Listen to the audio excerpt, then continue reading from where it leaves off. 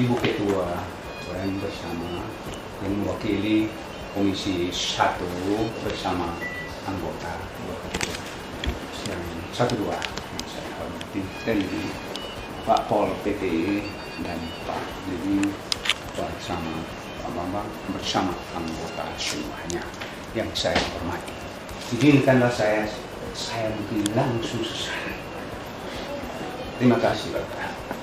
Yang sekarang kami merasa bangga karena kepedulian dari Bapak atau Ibu Ketua bersama Wakil dan Komisi A yang mana tentang masalah BCPAE yang kini sudah kami merasa punya kepuasan. Inilah yang poin pertama. Dan selanjutnya Pak Bambang bersama Pak Sun selama dari bulan September tetap bergiat untuk masyarakat yang berada di BCPAE. Dalam hal ini berikan yang toro beranda buat kami untuk kami boleh usahakan dan teliti kegiatan yang berada di lokasi Baru ini sementara ini beraktivitas lanjut, bukan tetap berlanjut, dan kini sudah sedikit menghijau,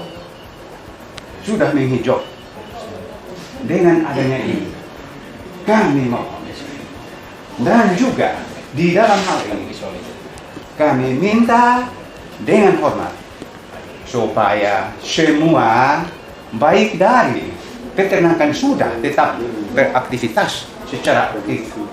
Tinggal mungkin 2, kehutanan dan pertanian. Kami mohon dengan rendah hati karena ini adalah usulan dari para masyarakat 5 desa.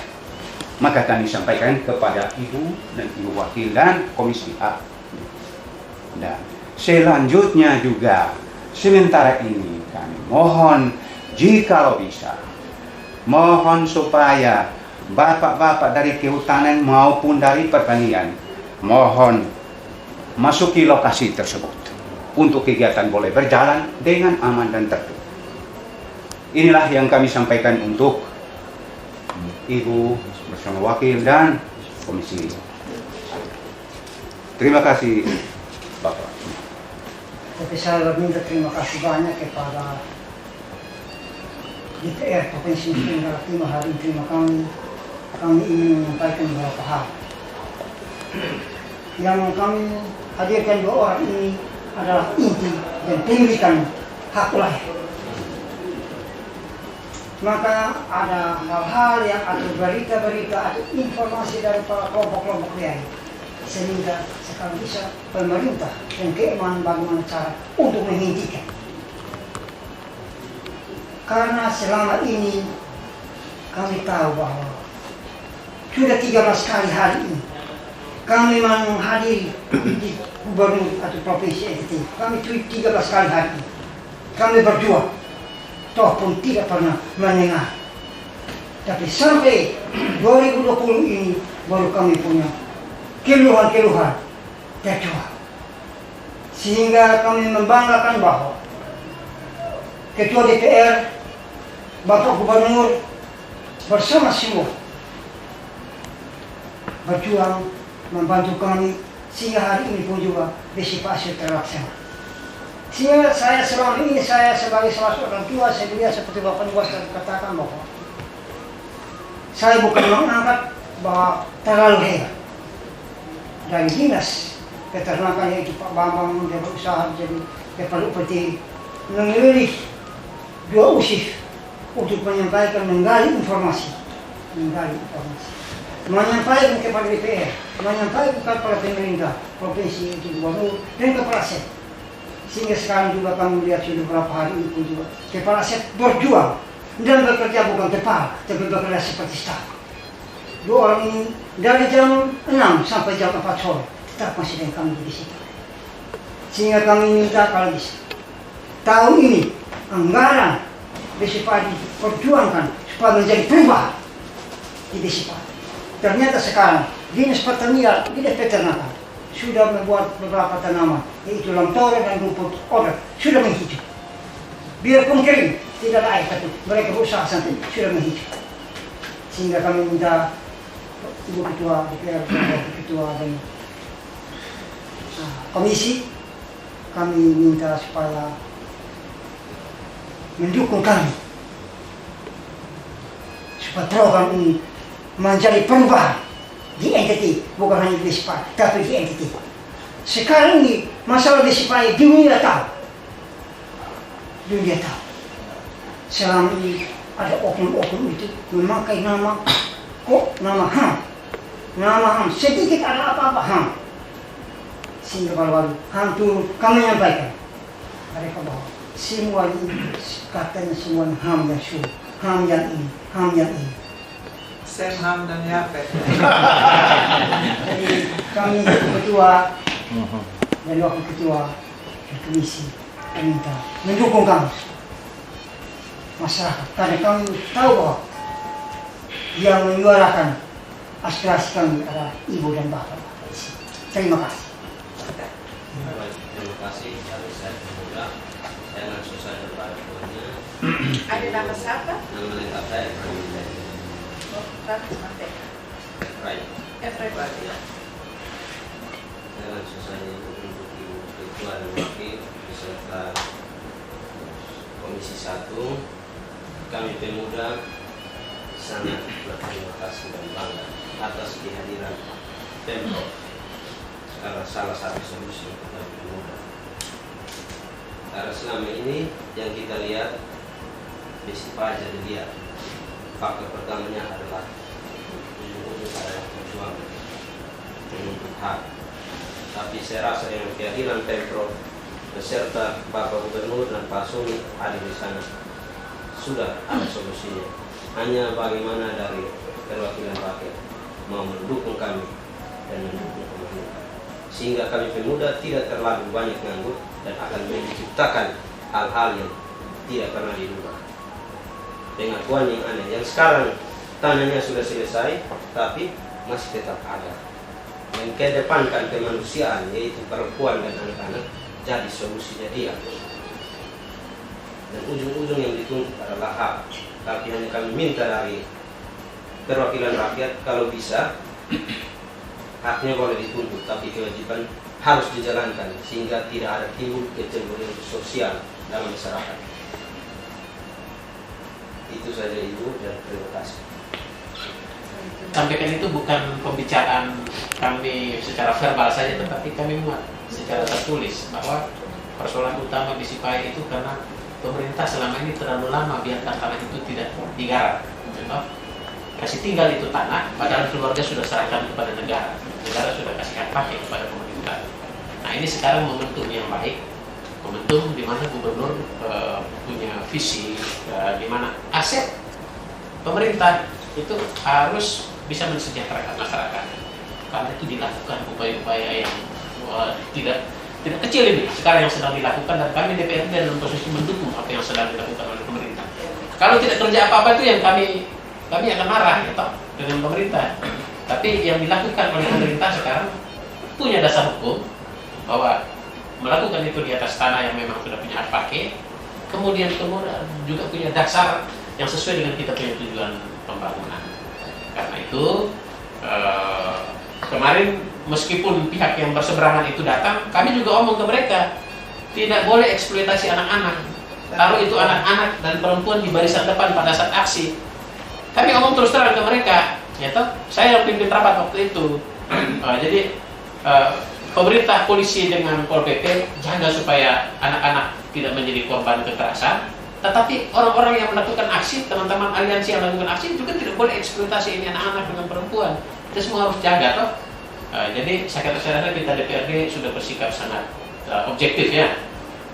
Yang berkeberatan kita terima, kita ajak dialog secara terbuka, begitu. Kemudian sekarang kami gembira karena Mama sudah ada di tengah kami dan ini membesarkan hati kita. Artinya yang selama ini kami DPRD bersuara bahwa pemerintah harus lebih giat tidur bangun di sana, itu ternyata didukung oleh masyarakat, begitu Bapak. Tapi pekerjaan ini masih panjang. masih sangat panjang, jadi kami masih tetap membutuhkan kekompakan, kerjasama dan dukungan Bapak Mama semua, kecil, besar, tua, muda, laki, perempuan, semua. Nanti kami akan bicara dengan pemerintah. Kalau air kurang, kami suruh pemerintah bawa banyak-banyak, begitu ya. Nah, kalau di situ perlu embung, kami DPRD yang akan omong menembang itu embung di situ. Kalau masyarakat yang sekarang dilibatkan masih kurang banyak, perlu libatkan lebih banyak lagi, kami omong dengan pemerintah. Sudah, pakai saja ini negara. Negara punya tugaskan untuk mensejahterakan masyarakat. Begitu Bapak.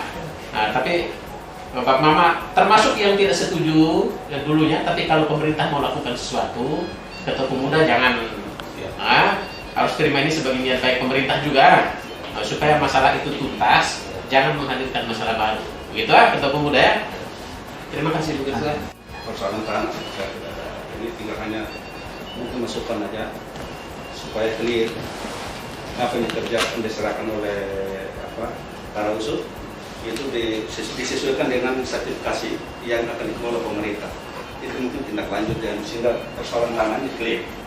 Sedangkan masyarakat yang tadi sudah dilihat pemerintah, saya goodwill pemerintah itu sangat baik. Dan satu mungkin saya sangat terima kasih untuk teman-teman dari PP dan dari pihak kepolisian untuk melakukan pendekatan menjadi proses itu, karena memang kondisi real anak-anak dan wanita ini hanya dipakai oleh ini ya. Bila perlu yang provokatif ini ya tadi tolong untuk ditangkap, dilakukan secara pidana karena sudah ada sertifikasi.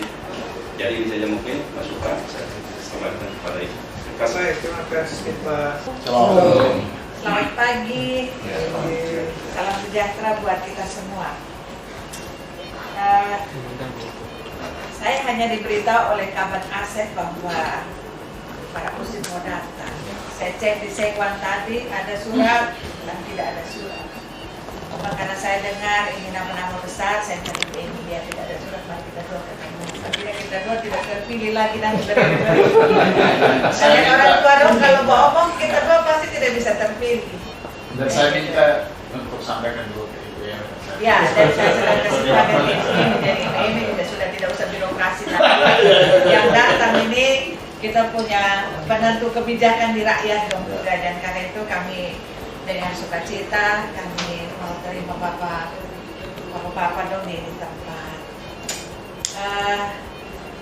Kalau orang Timur itu struktur adatnya itu jelas ya. Yang namanya Nabuasa itu dalam struktur orang Timur kami sebutnya Meo. Meo itu artinya panglima perang.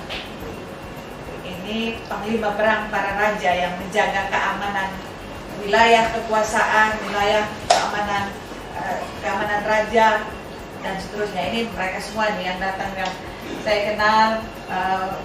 Nope, ini papanya LB Nabuasa, itu salah satu Meo yang sangat disegani di Kabupaten Timur Tengah Selatan. Ada Bapak Franz, ada juga satu namanya PR Nabuasa. Ini tiga tokoh ini memang tokoh penentu di selatan. Ya, karena mereka punya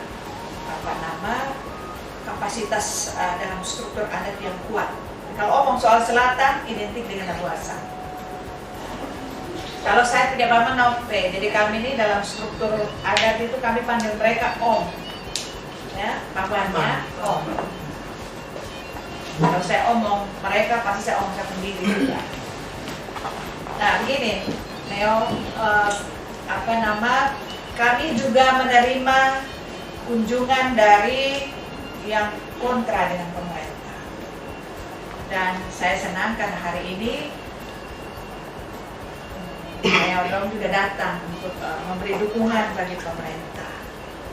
Sebagai pengambil kebijakan kami butuh dua pikiran ini supaya kami bisa mempertimbangkan kira-kira bagaimana jalan terbaik untuk menyelesaikan persoalan di Besipati. Pro dan kontra itu penting bagi kami sebagai pengambil kebijakan untuk bisa mengambil keputusan terbaik bagi masyarakat di Kabupaten Timur Tengah Selatan.